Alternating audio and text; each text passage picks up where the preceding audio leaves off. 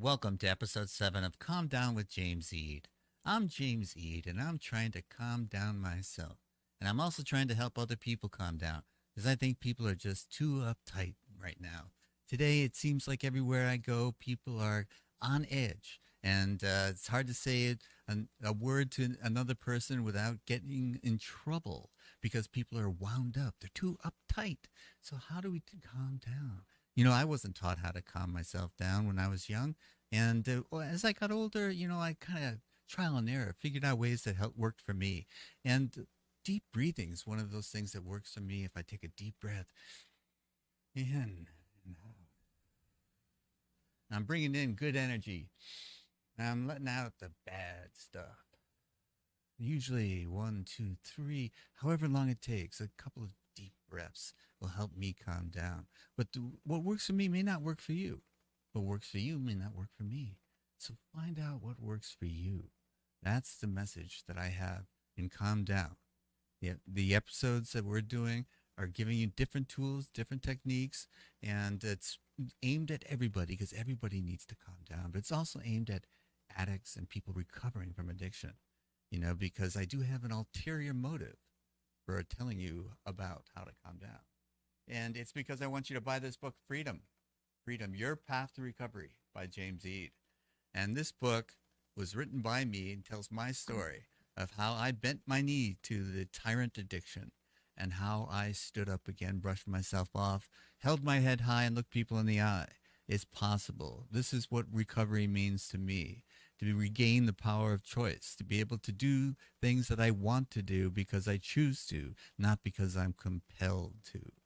And when you're subject to compulsions and urges that you can't resist, these are the types of things that it's a misery beyond description. It's just kind of demoralizing, incomprehensible. And it's just one of those things that we don't think we can escape from. But I'm here to tell you, you can.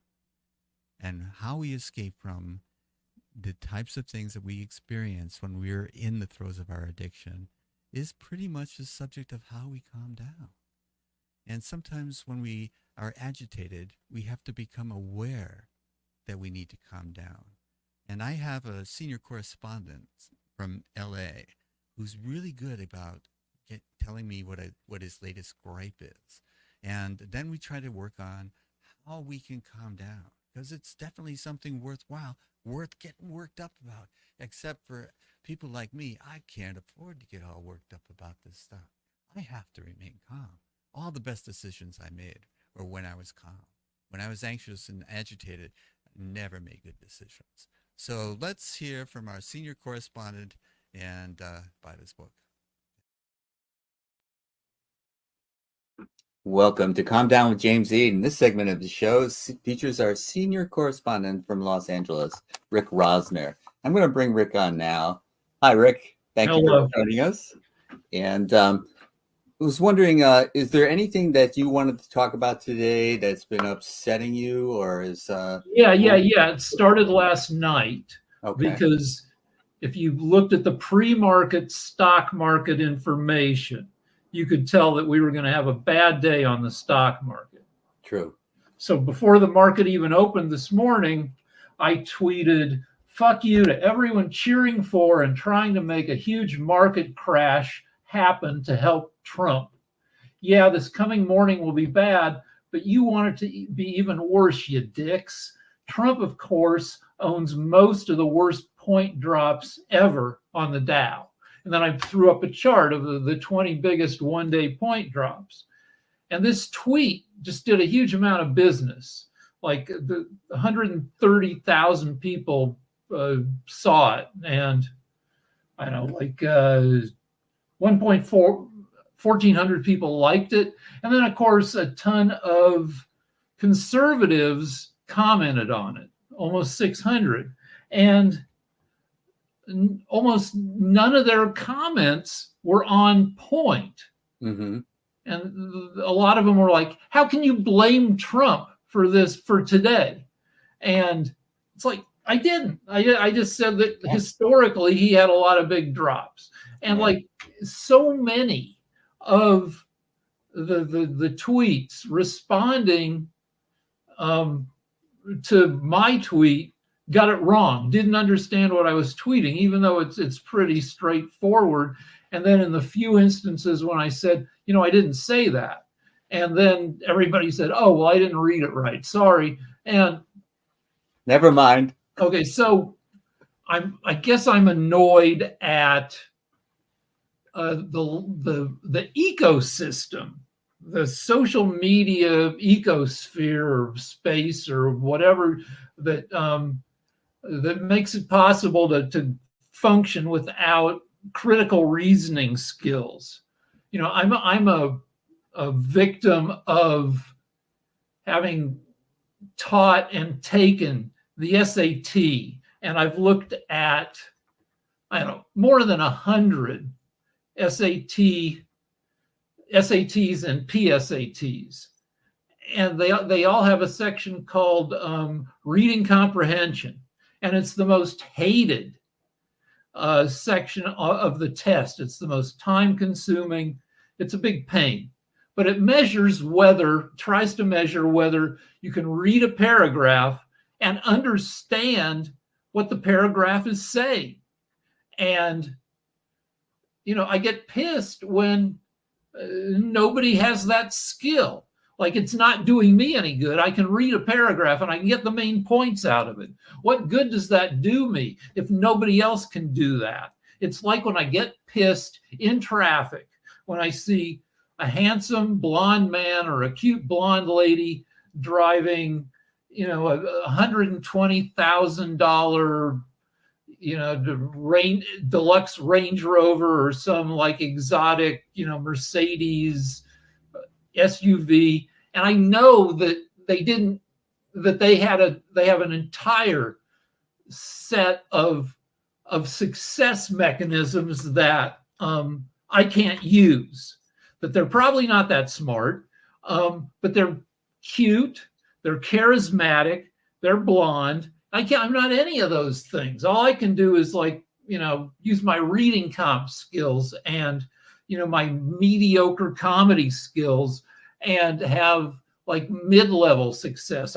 Not that I'd want a Range Rover, but I don't get to have one. So I resent people who have, who occupy different ecological niches, the cute jocks, the cheerleader niche, while I have to stay in the nerd, desperately scrambling niche. So I hate this ecosystem, Twitter and other social media, because you don't have to be smart, you don't have to understand anything, you just have to keep frickin' typing. And that's what I do too. A lot of my tweets aren't smart, most of them aren't. It's like a liar, you're full of crap, loser, weirdo. And there's a lot to hate about. We didn't even have this space, when we were kids in the 60s, the 70s. Sure. If you wanted to diss somebody, you had to do it to their face. Yes. Or over the phone, but that was and you could not long distance because your parents wouldn't let you pay for long. They wouldn't let you. It cost like $1 a minute to call somebody an a-hole in Cleveland. Plus, you didn't know anybody in Cleveland because you didn't have social media. Yeah, absolutely. But it sounds like you have a lot of followers. So at one point, I figured out how cheap it was to buy fake followers. This is about 12 years ago. You could buy 5,000 fake followers for $1. What? You send $1 to an SEO company in East Asia, and the next day you've got 4,900 followers, and some of them evaporate over time, but some of them stick. And at one time, I had close to 5 million followers, almost all of them fake because they were so cheap, for less than $1,000, 5 million followers. And then Twitter went public. And before they went public, they had to clean up their numbers. Wow. And so I was in the top 5 in the world in number of followers purged. It was like Obama Avril Lavigne, and me. And it wasn't like Obama was buying, they weren't Right. buying fake followers. It was a way for people to pay honor to them. They would buy followers on their behalf. Oh, I didn't realize that was even possible. I'm getting educated here. It was a crazy time. And, you know, I still have some left over from that time. And you're getting responses, so those are obviously not fake. Those are Well, people who that knows? You know, I haven't run an audit in years to see, you know, there used to be companies that would tell you how many of your followers are real. And even that was a bullshit company because they'd give you bad estimates unless you paid them for a better estimate. Right. So here's this nonsense, and if you want some better nonsense, pay us. Yeah.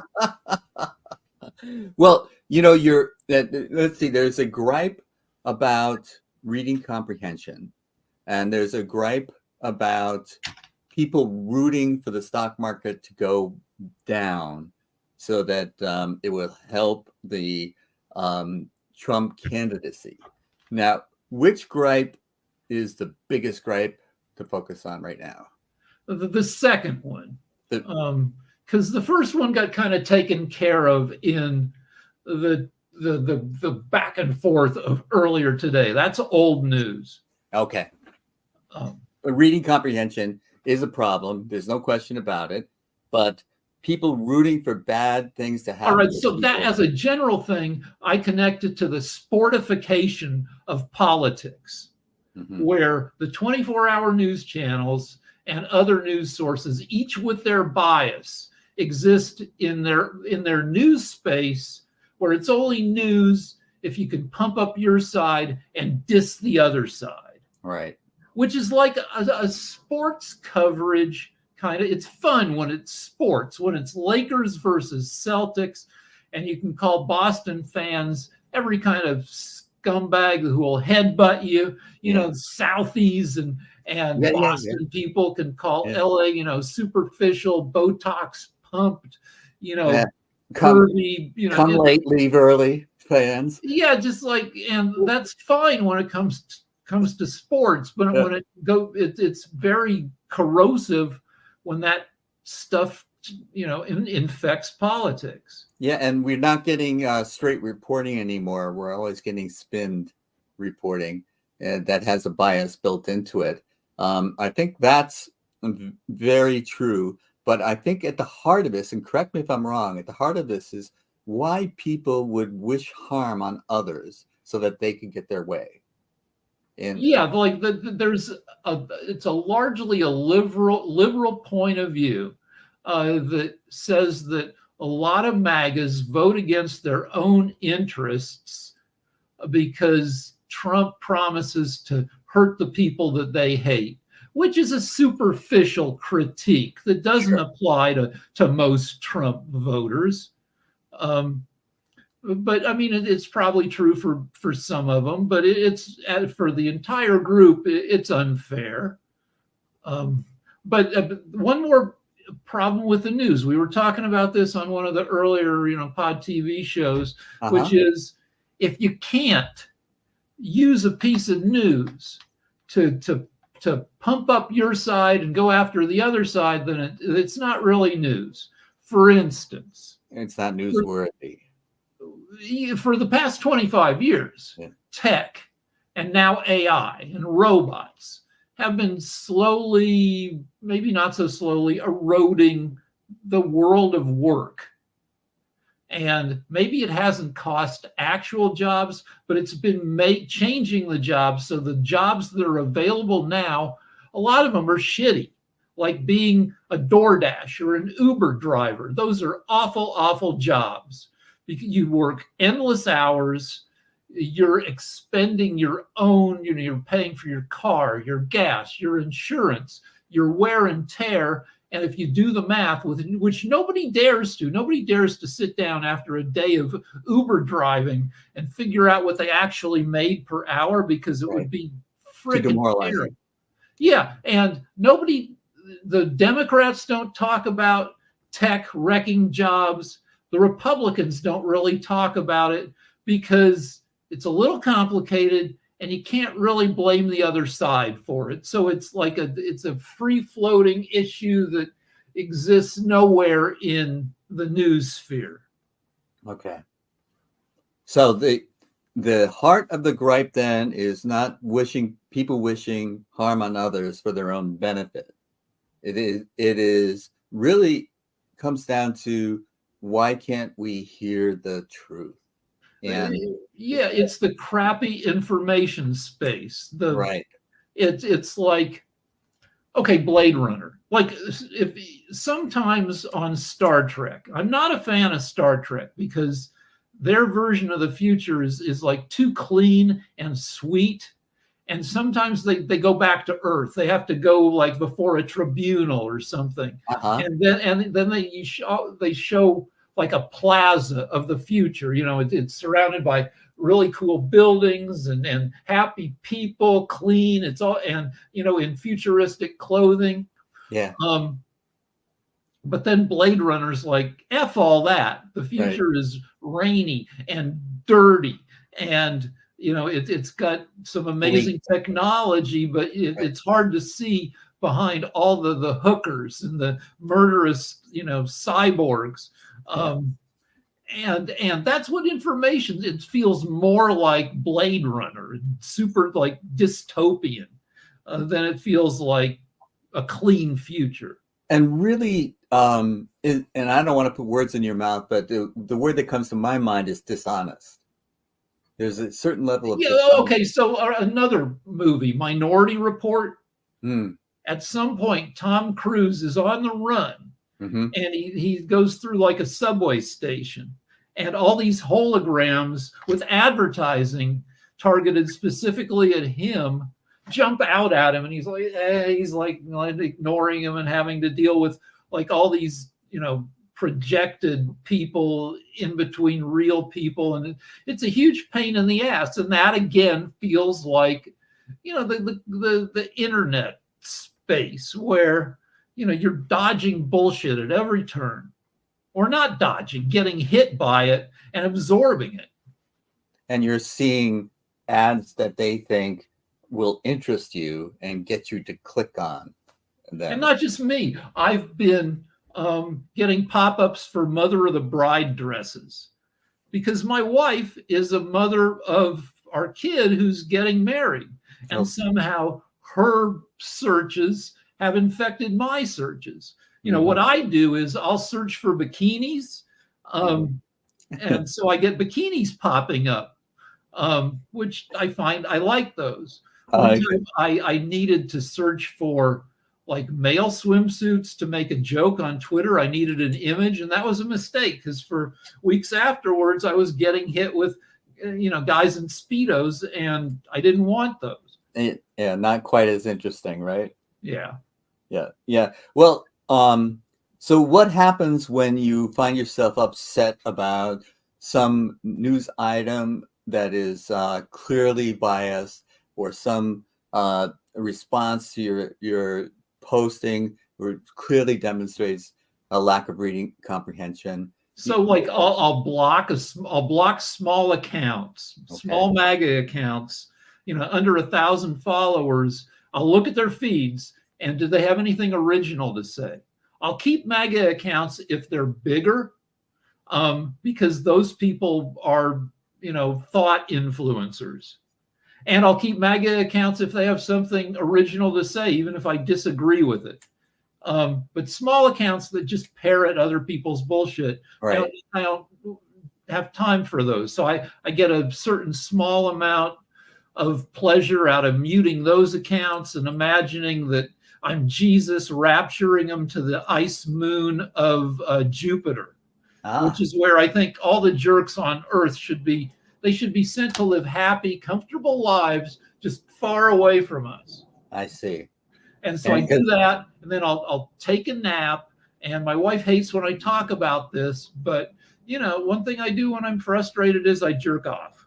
Yeah, and we've had this conversation before, and it's interesting to me because I never use that as a tool to calm down when I'm frustrated. But I'm wondering if I should try it. I don't know. I mean, like I have a history where I was bad at sports when I was a little kid. I didn't like PE. I stayed inside at recess reading, and I read all sorts of stuff. There was less stuff specifically for kids back then. So I read adult stuff, which meant that I ran into sexy stuff. So by the time I was 9 years old, I was horny, which is too early to be horny. You can't do anything about it. And I think if you have sports, that at least keeps you distracted till you're like 12. And then if you're doing sports, you might be popular enough to make out with some girl at a basement party. But no, reading isn't not the way to meet girls. No, so from age 9 on until I lost my virginity at age 19 3/4, I was spanking it. That's 10 years of spanking. So I'm deeply invested in that. I see. Okay. And so that is a way for some people to deal with their frustrations. Okay. Yeah. And there must be another way that you have of dealing with your frustrations that does not involve spanking. That's right. Yeah, I have a really healthy dose of OCD. It runs in the family. My dad used to carry 40 pens around.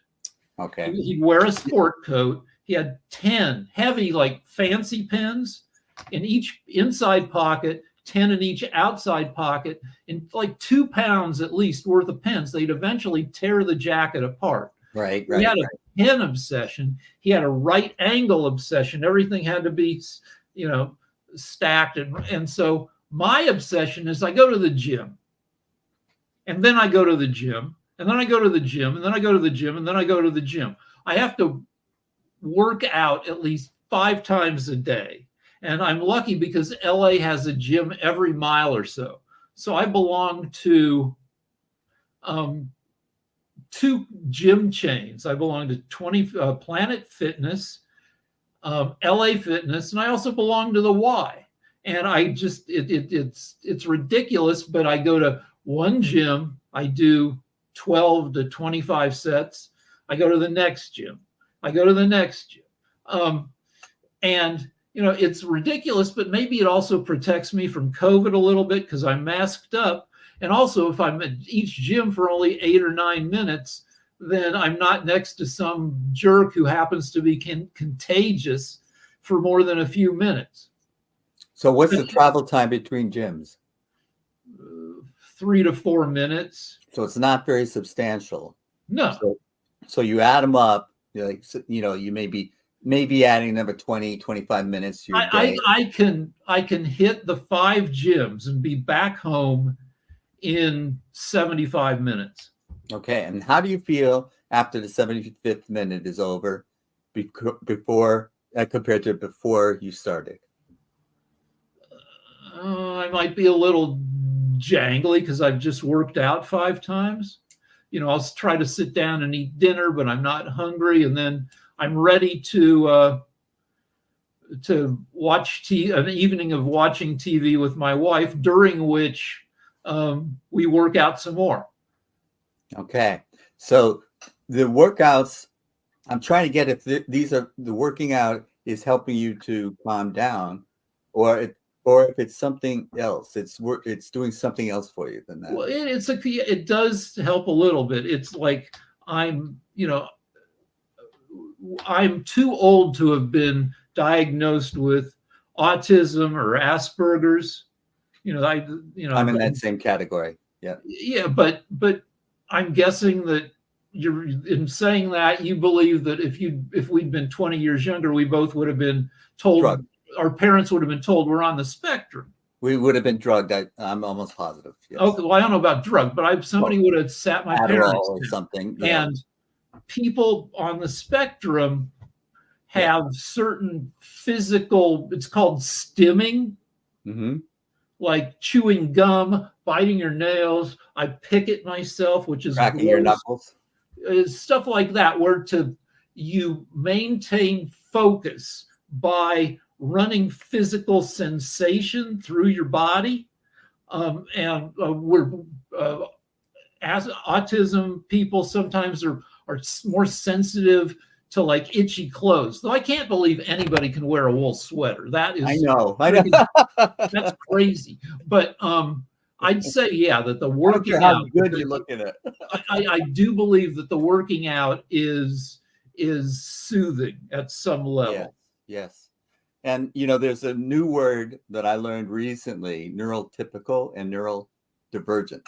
Right. And I think I would have been diagnosed as neurodivergent at the Yeah. least. And the idea behind the terminology is the people who support that terminology are often on the spectrum themselves, and militantly so, saying, I'm fine. It's up to yes, you to get used to me. The same way maybe some deaf people, object to people who get cochlear implants. They say we have our own deaf culture. We're fine as we are. There's nothing about us that needs to be fixed. And neurodivergent just means that we think differently from the normals. Oh, you're frozen. right. I have frozen. Okay. Frozen, Rick. Okay. So should we use that as an excuse to wrap it up for? Okay, here I am. Okay. I'm so sorry about that. Okay, Right. I was just really love to respond to that. People being militant about it. I go back to we're queer, we're here, get used to it, and it's like that kind of thinking. I really respond to that. I respect it. It's like I happen to be different. I think I process information differently. Okay, and I'm no longer apologizing for it. But the idea of using something to calm yourself down, that can be one of the things that I do, is to say, okay, I didn't interpret that the way everyone else did, but that doesn't make me a bad person. That doesn't make me someone who should be what's the word? Shunned. I'm just different, and different is okay. And one of the things that I've learned, and this has really helped me, is that I don't have to go around saying something to get into someone's good graces. I can be who I am, and whether or not they agree with me or like me it's none of my business. That brings us back around to the horrible social media ecosystem, where always in the back of our heads when we're on social media is we're trying to tune our online demeanor to make sure that we appeal to the people that we want to appeal to, and the greatest number of people. And that's another horrible, like, little monkey on our shoulder. Yes. Yeah, and I think the more we can free ourselves from that expectation of being liked, even, that idea that we have to get approval from others, all of that kind of stuff is very freeing when you decide you just don't care. I want to be authentically me. So we're getting the sign that Rick has got other things to do.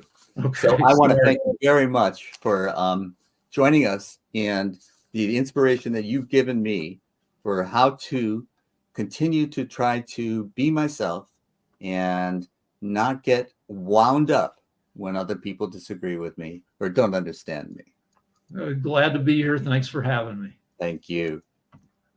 Okay, that was I'm frozen again. That was Rick.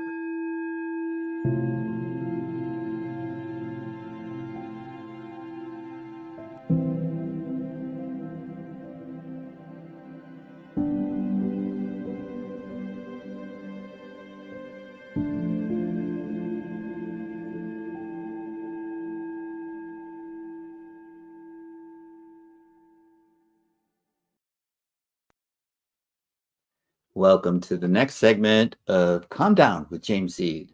And I'm James Eade, but I'm going to introduce you to a yoga therapist that you should be familiar with now. We've gone through the yamas. We're going to go through the niyamas. And Yudhishthira, welcome to the show. Thank you, Jim. And the niyamas are, the way I understand it, the yamas were the things not to do, and the niyamas are the things that we should be doing. Is that generally correct? Or? That is correct. And again, the metaphor of weeding a garden and then planting the garden is actually a good metaphor, because the yamas are the weeds we want to pull out. The niyamas are the seeds we want to plant. Very good. Okay. And so which is the first niyama that we're going to talk about? Well, the first one we're going to talk about is called Saucha, S-A-U-C-H-A. Okay. And its English translation is usually purity or cleanliness. Okay. Now, obviously, when you talk about cleanliness, I think of, did I take a shower this morning? But that's not the kind of cleanliness you're talking about, is it? No, but did you take a shower? Yeah. Okay, I'm going to leave you to talk about enough about me. Have a great segment, and All right, I'll see thanks. you afterwards. Hello, friends. The practice of Saucha is a little bit harder to get into than some of the other yamas and niyamas. And what I'm referring to is simply that we usually translate the word Saucha, S-A-U-C-H-A, into two English words, purity and cleanliness. Now, cleanliness is not so bad because we all appreciate the value of having a clean space around us, or having a body that's clean, of being around people who are whose bodies are clean, being in beautiful spaces. That all totally makes sense. Purity is a little bit more challenging.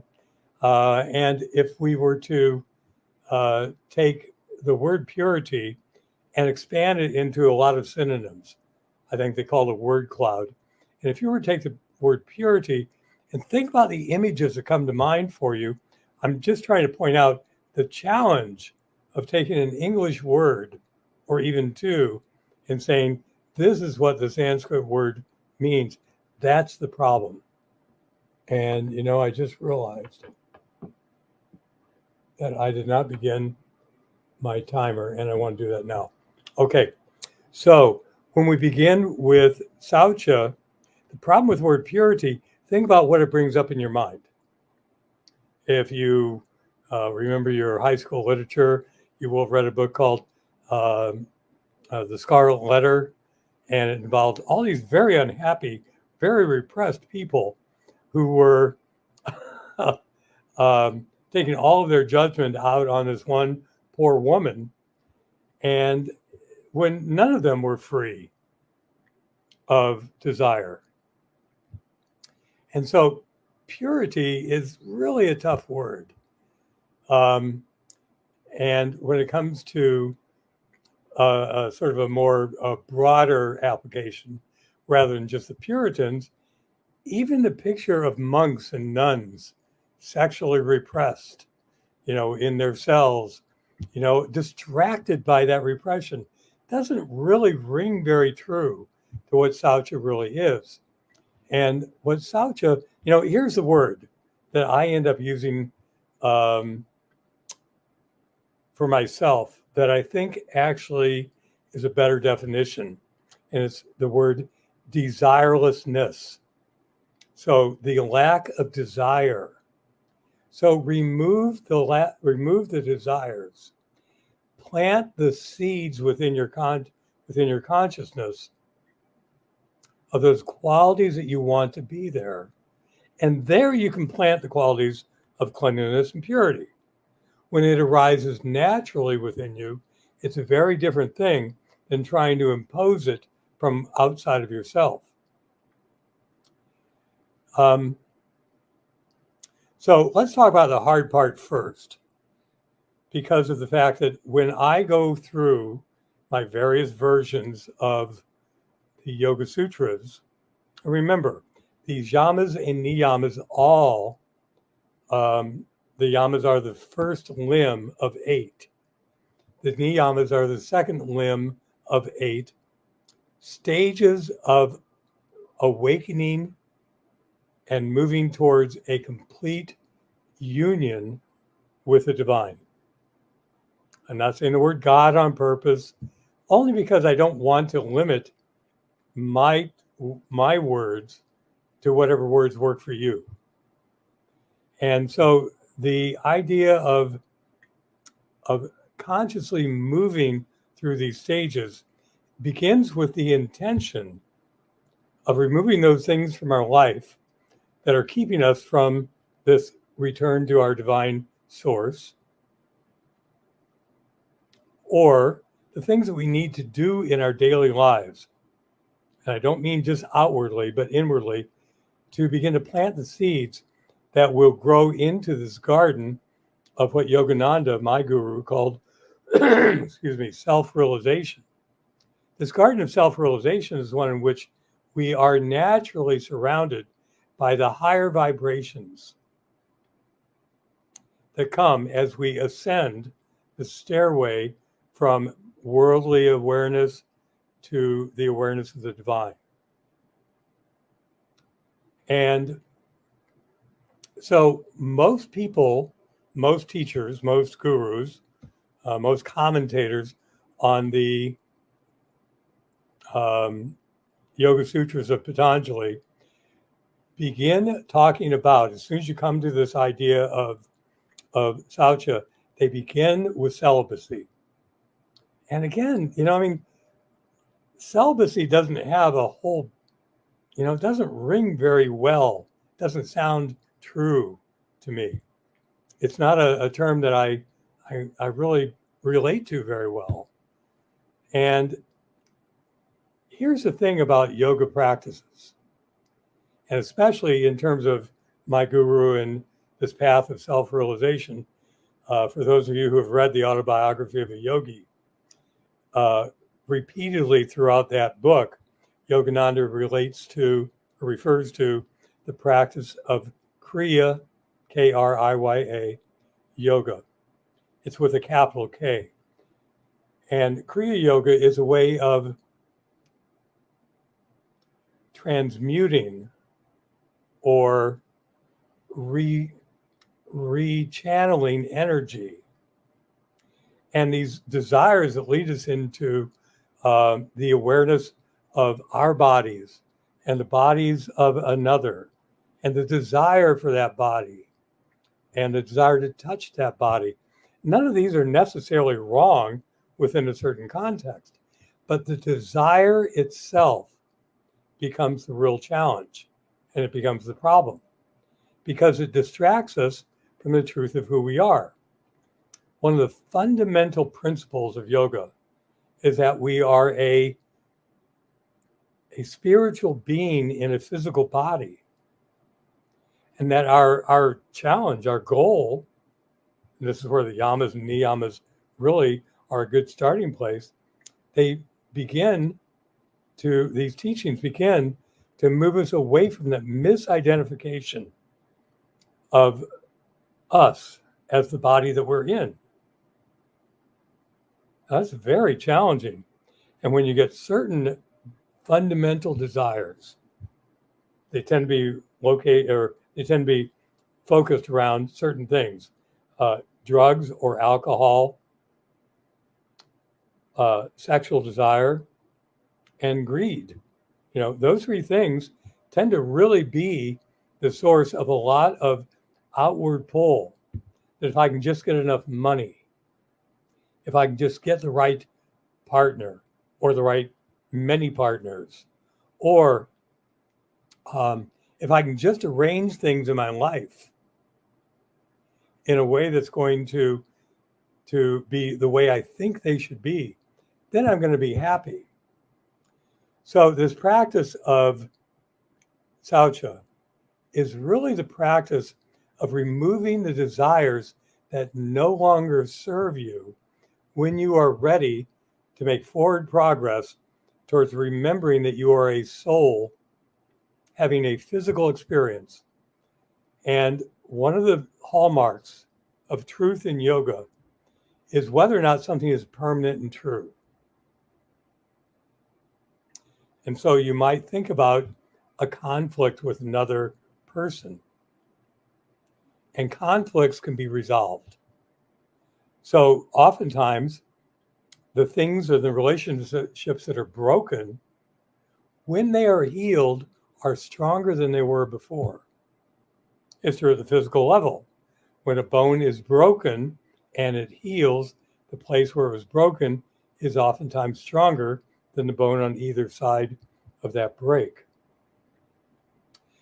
And so it is for us that as we begin to move towards a remembering that we are in essence a spirit, it changes everything. And these stages that Yogananda, or that Patanjali refers to in his 8 limbs of yoga, are just going to happen for all of us. It's just a matter of when and in what lifetime they'll take place. And so this path of Kriya Yoga, in terms of Saucha, in terms of rechanneling this energy, is really about taking energy that occurs and appears within us, lower down in our bodies. I'm referring here to the chakras. This is not the time or place. I don't have the literally the time to sort of give you a background in the chakras, but many of you who are listening to this will have come across them already. But the lower 2 chakras are really focused on the outer world and basic desires. Again, there's nothing wrong with them. It's not that they are bad. It's only that if left on their own, those energies that we feel moving through us in the first and second chakra are going to draw us outward, and oftentimes into behavior that does not lead us to self-realization, but leads us to material body consciousness. So Saucha is really about beginning to intentionally choose to have this energy move inward and upward. So as we bring that energy inward and upward, our thoughts, our feelings, our desires become purified. Jim and I were talking before we started the recording, and he was talking about pranayama, about the intention with which he begins to consciously breathe, as being one way that he practices Saucha. And it's true. He intentionally plants the seed of purity within himself, purity of thought, purity of heart, cleanliness of thought, cleanliness of my feelings.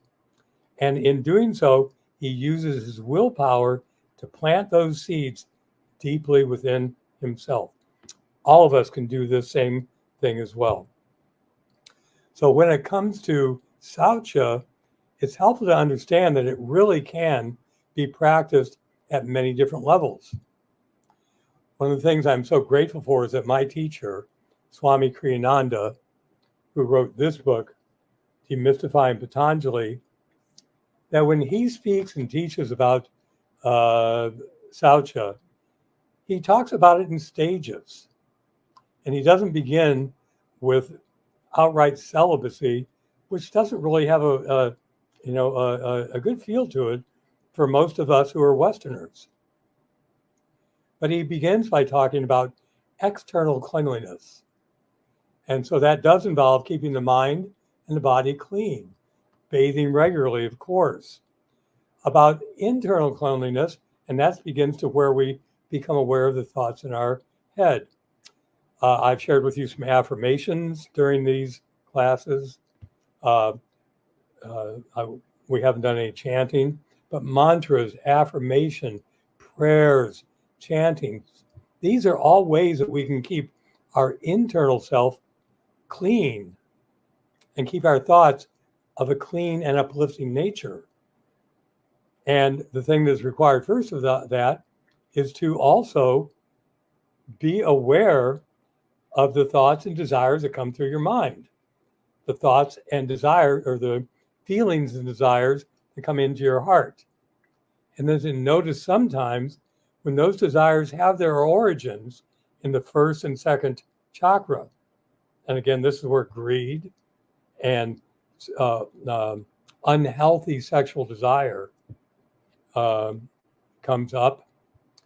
And so the other thing that we can begin to do is to avoid negative influences around us. It means that we can choose the company that we keep. It means that we can avoid conversations that are downward moving. I have a friend who has now left her body, but one of the things that she was most well known for, she was a beautiful teacher. Her name was Anandi. She was one of my first introductions to Ananda. And whenever a conversation began to drift into anything negative, she would change the subject and say, can we choose to speak about something else that is more positive? And so that's the nature of avoiding impurities around you. Choose your words, choose your conversations, choose your people. And when it comes to purity of heart, it means remembering that you are a child of God. You are a child of the divine. Jesus made this clear in his teachings that we are made in God's image. He wasn't referring just to the physical body, which Jesus had, of course, but rather to the Christ consciousness that was the Son of God that Jesus referred to. And finally, there is this matter of where do things properly belong? And so when a thought arises in your mind, choose to put it where it belongs. If it is a thought that is not serving you, that is downward pulling, then I encourage you by all means to find solutions. Pranayama is one. Meditation is another. Studying the scriptures like the Yoga Sutras.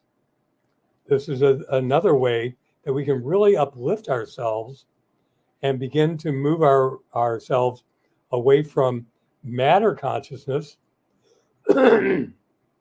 desire consciousness, and move instead into a place where we are abiding in our true nature.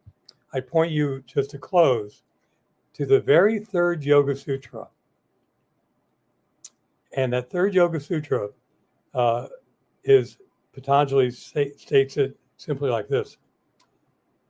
When we are in the practice of yoga, then the seer, that is you or me, not the body, but you in the body or me in the body, then the seer abides in his or her own true nature.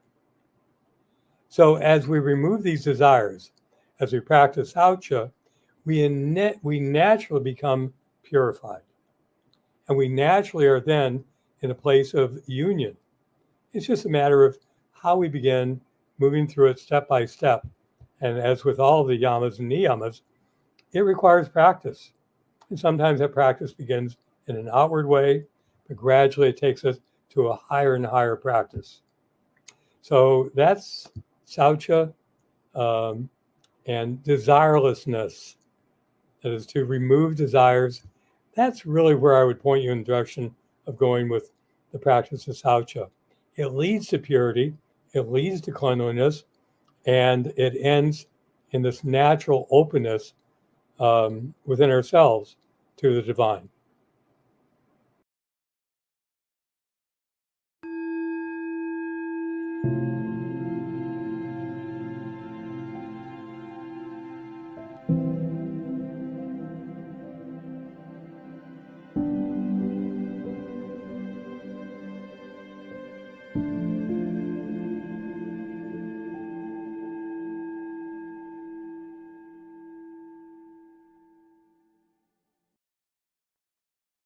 Welcome to the final segment of Calm Down.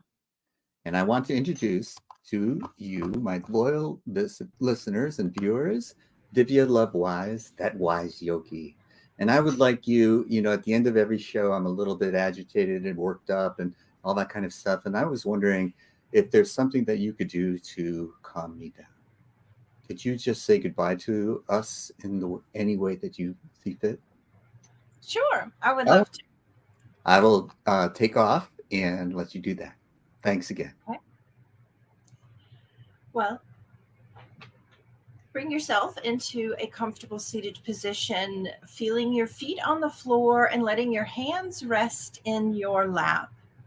Palms up or palms down is a great way to start bringing yourself back into center and focus with your own divine energy and letting go of anything that might have wanted to stick to us throughout the day that may be energy we don't want to carry throughout the day. So having this basic position, feeling grounded, even closing your eyes and taking a deep breath in through the nose and out through the mouth.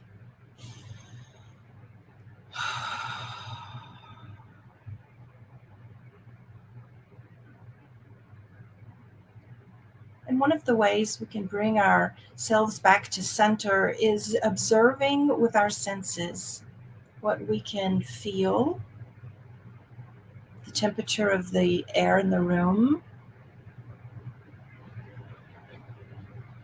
observing any sounds that you hear.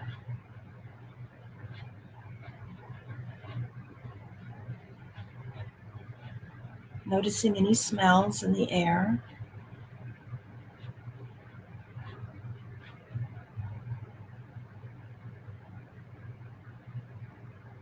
And then bring your awareness to your breath.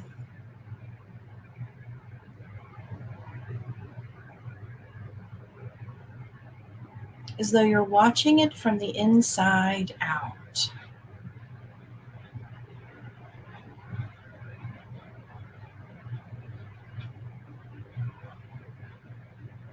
Watching the inhale wash into the body.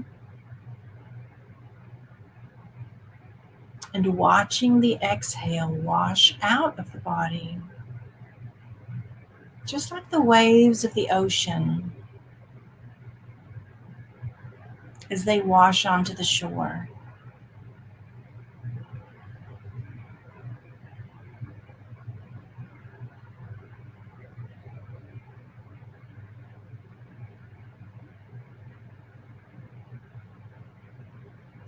And if you find your mind still wandering, you can even place one hand on your lower belly and one hand on your heart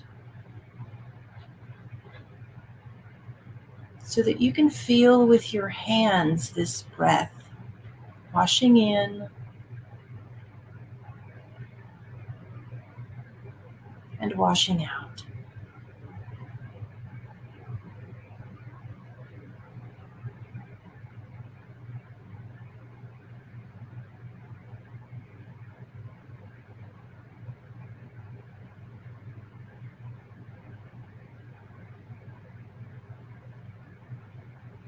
And with your mind's eye, visualize this inhalation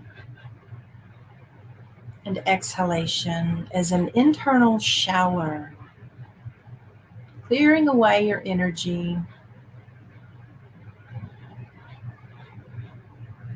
so that it's refreshed,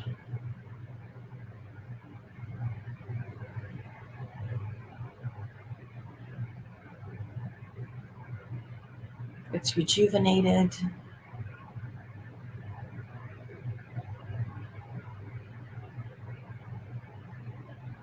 and it's restored.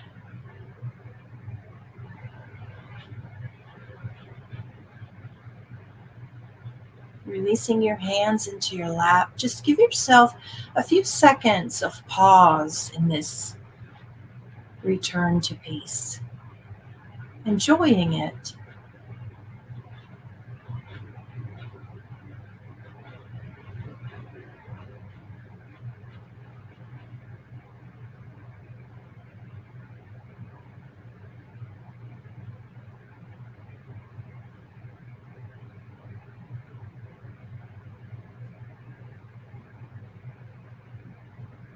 When you are ready, you can open your eyes, wiggling your fingers and your toes, feeling grounded in your body, grounded in the best part of yourself, and you can go out into the world and carry that best part in the forefront of your mind and your heart.